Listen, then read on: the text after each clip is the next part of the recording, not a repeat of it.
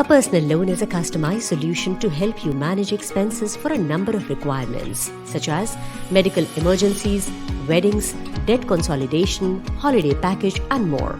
A lender typically considers many factors before granting an approval.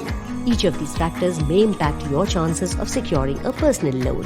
For example, getting a personal loan may be difficult if you have a low CIBIL score, or if your monthly income is below the limit set by the lender, or if you have a consistent high credit utilization ratio. Adding a co-applicant or a guarantor in such cases can help. Here are the few things you must consider while adding a co-applicant or guarantor. 1. The co-applicant or guarantor must have a good CIBIL score, credit history, and a stable income. 2. They must provide the required documents for a personal loan.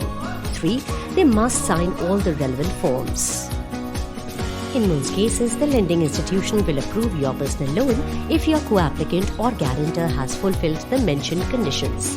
To know more or to apply for your personal loan, visit fullertonindia.com and click on personal loans or click the link in description below.